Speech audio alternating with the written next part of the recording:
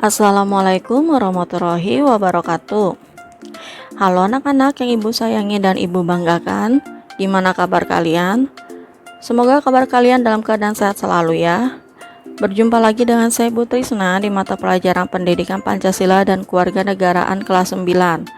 Pada kesempatan hari ini, Jumat 12 Maret tahun 2021, Ibu masih membahas mengenai bab 5 tentang harmoni keberagaman masyarakat Indonesia pertemuan 3. Pada pertemuan kali ini, Ibu akan menjelaskan mengenai upaya penyelesaian masalah dalam keberagaman masyarakat Indonesia. Yang pertama, Ibu akan menjelaskan mengenai upaya penyelesaian permasalahan sosial budaya. Strategi dalam upaya menyelesaikan permasalahan yang muncul dalam bidang sosial budaya tentu perlu ada peran serta dari seluruh lapisan masyarakat yang dikoordinasikan oleh pemerintah terkait. Salah satunya, perlunya meningkatkan kualitas kesehatan dan kesejahteraan sosial. Upaya menciptakan hidup bersih dan sehat di lingkungan rumah, tempat tinggal, sekolah, tempat-tempat umum, dan tempat kerja, maka akan mempengaruhi kualitas mental dari masyarakat itu sendiri.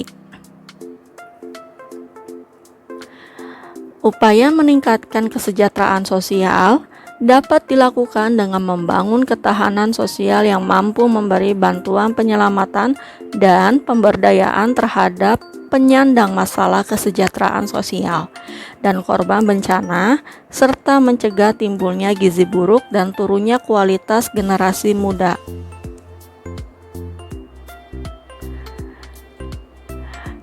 Terpeliharanya kerukunan hidup bermasyarakat dan membangun peradaban bangsa dapat dilakukan dengan mengembangkan dan membina kebudayaan nasional bangsa Indonesia. Pengembangan sikap kritis terhadap nilai-nilai budaya dalam rangka memilah nilai budaya yang kondusif dan serasi untuk menghadapi tantangan pembangunan bangsa di masa depan. Kebebasan berkreasi dalam berkesenian untuk mencapai sasaran sebagai pemberi inspirasi bagi kepekaan rasa terhadap totalitas kehidupan dengan tetap mengacu pada etika, moral, estetika, dan agama, serta memberikan perlindungan dan penghargaan terhadap hak cipta dan royalti bagi pelaku seni dan budaya. Media komunikasi dan informasi serta media massa kreatif, inovatif, dan edukatif yang memuat keberagaman jenis kesenian dapat digunakan untuk meningkatkan moralitas agama serta kecerdasan bangsa, pembentukan opini publik yang positif, dan peningkatan nilai tambah secara ekonomi.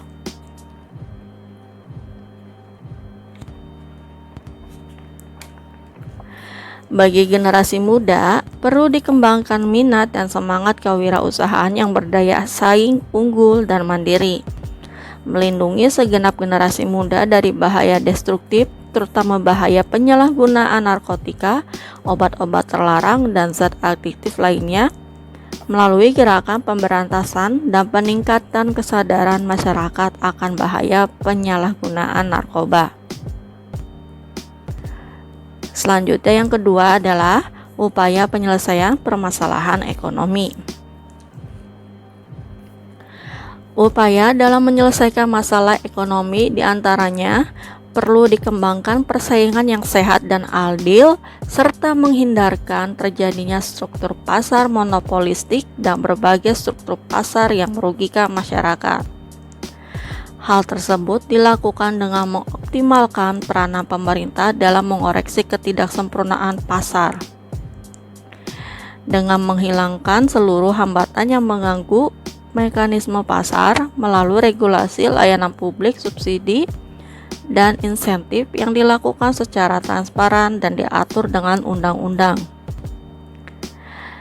Kemudian, mengupayakan kehidupan yang layak berdasarkan atas kemanusiaan yang adil bagi masyarakat, terutama bagi fakir miskin dan anak-anak terlantar, dengan mengembangkan sistem dana jaminan sosial melalui program pemerintah serta menumbuh kembangkan usaha dan kreativitas masyarakat.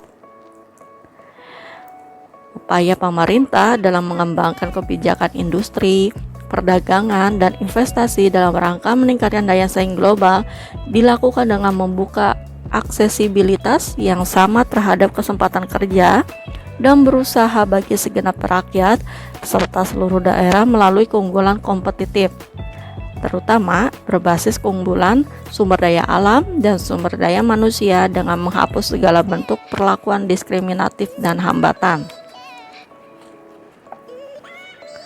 Pemberdayaan pengusaha kecil, menengah, dan koperasi dilakukan dengan tujuan agar lebih efisien, produktif, dan berdaya saing dengan menciptakan iklim berusaha yang kondusif dan peluang usaha yang seluas-luasnya. Bantuan fasilitas dari negara diberikan secara selektif, terutama dalam bentuk perlindungan dari persaingan yang tidak sehat, pendidikan dan pelatihan, informasi bisnis dan teknologi, permodalan, serta lokasi berusaha.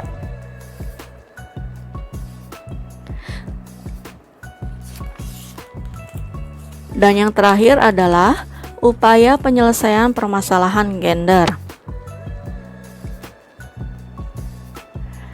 Kesenjangan gender di berbagai bidang pembangunan dapat dilihat dari masalah rendahnya peluang yang dimiliki perempuan untuk bekerja dan berusaha, serta rendahnya akses perempuan terhadap sumber daya ekonomi, teknologi, informasi, pasar kredit, dan modal kerja. Meskipun penghasilan perempuan pekerja memberikan kontribusi yang cukup signifikan terhadap pendapatan dan kesejahteraan keluarga, perempuan masih dianggap sebagai pencari nafkah tambahan dan pekerja keluarga.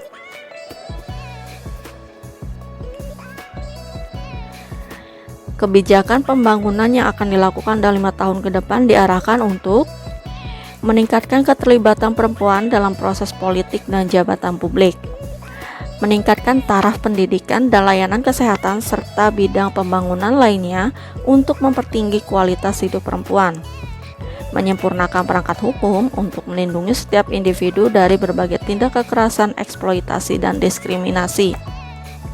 Selain itu, program pemerintah dalam pemberdayaan perempuan untuk meningkatkan kualitas hidup, peran dan kedudukan perempuan dalam berbagai bidang kehidupan dan pembangunan, serta meningkatkan perlindungan bagi perempuan terhadap berbagai bentuk kekerasan, eksploitasi, dan diskriminasi. Kegiatan pokok yang dilakukan adalah sebagai berikut. Yang pertama, meningkatkan kualitas hidup perempuan melalui aksi afirmasi, terutama di bidang pendidikan, kesehatan, hukum, ketenagakerjaan, sosial, politik, lingkungan hidup, dan ekonomi. Yang kedua, peningkatan upaya perlindungan perempuan dari berbagai tindakan kekerasan, eksploitasi, dan diskriminasi, termasuk upaya pencegahan dan penanggulangan. Yang ketiga, pengembangan dan penyempurnaan perangkat hukum dan kebijakan peningkatan kualitas hidup dan perlindungan perempuan di berbagai bidang pembangunan di daerah. Yang keempat, pelaksanaan komunikasi, informasi, dan edukasi untuk peningkatan kualitas hidup dan perlindungan perempuan di daerah. Yang kelima, penyusunan sistem pencatatan dan pelaporan, sistem penanganan dan penyelesaian kasus tindak kekerasan, eksploitasi, serta diskriminasi terhadap perempuan. Yang keenam, pembangunan pusat pelayanan terpadu berbasis rumah sakit dan berbasis masyarakat di tingkat provinsi dan kabupaten kota sebagai sarana perlindungan perempuan korban kekerasan, termasuk perempuan korban kekerasan dalam rumah tangga. Yang ketujuh, peningkatan peran masyarakat dan media dalam penanggulangan pornografi dan porno aksi.